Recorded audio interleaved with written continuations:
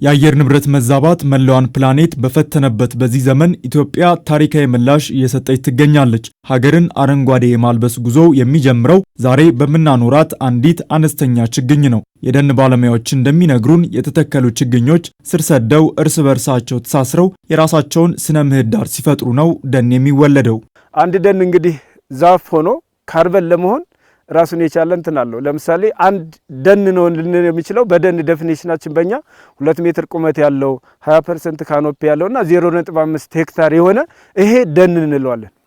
በዚህ ልክ ደን የሆነውን ቦታ ካለ በግሪን ሌጋሲ ኦልሞስት ወደ ደን ገብቷል ማለት ነው።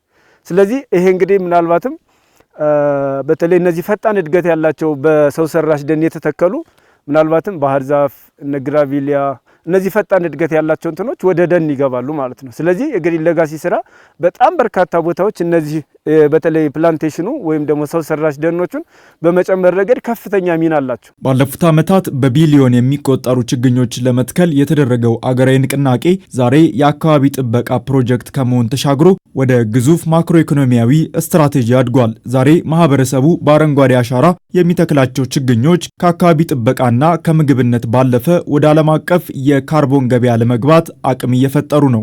ማህበረሰቡ ከሚተክላቸው የአቮካዶ የሚሆን የአትክልት ፍራፍሬዎች ከሽያጭ ከምግብነት አልፎ ያንን አካባቢ በመሸፈኑ ከዛ ካርቦን ክሬዲት ማግኘት ይችላል ማለት ነው። እንግዲህ በእኛ ሀገር የካርቦን ትሬዲንግን እንትን ስናይ ሁምቦ እንዳልከው የመጀመሪያው ነው፣ በሀገራችን የመጀመሪያው አካባቢ ነው። ቀጥሎ ባሌ ማውንቴንስ ኢኮ ሪጅን የሚባል አለ። እሱም በፋርም አፍሪካ እና በተለያዩ ፓርትነር ወይም የልማት አጋሮች ካርቦን ፋይናንሲንግ እሱም ታጅቷል። እንደ ሀገር በግለሰብ ደረጃ በተለይ እነዚህ የፕሮጀክቶች የባሌ አካባቢ ምናልባትም ሶዶ ሁምቦ አካባቢ ያሉ ፎረስቶች የተሸጧሉ በካርበን።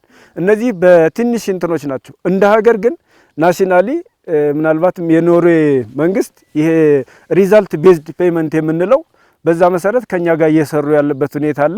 እሱ እንዳጠቃላይ እንደ ሀገር እየሰራን ያለ ነው ማለት ነው። ምናልባት የኦሮሚያ ኦፍላፕ የምንለው የነሱን ፕሮሰስ ላይ ነው ያለው። ትላንት እንደ ሁምቦ ባሉ ውስን አካባቢዎች የተመዘገቡት የካርቦን ሽያጭ ተሞክሮዎች ተፈጥሮን ጠብቆ የውጭ ምንዛሪ ማግኘት እንደሚቻል ያሳዩ የመጀመሪያ ሙከራዎች ነበሩ። አሁን ግን መንግስትና ባለሙያዎች የጀመሩት ጥረት ያንን የተበታተነ የፕሮጀክት ገቢ በአረንጓዴ አሻራ አገራዊ መልክ በማስያዝ ላይ ይገኛል። ይህ አገራዊ ስሌት በተግባር ምን ያህል ውጤታማ እንደሆነ ለማየት የምዕራብ አርሲ ዞንን ተሞክሮ መመልከት በቂ ነው። ፊት ከነበረው እይታና አመለካከት ወጣ ብለው የደኑን ጠቀሜታ ሁሉም ህብረተሰብ የተረዳበትና እያንዳንዱ ሰው ጓሮ ብዙ ነገሮችን ብዙ የደን ውጤቶችን የሚታይበትና አካባቢው የተለወጠበት ነው።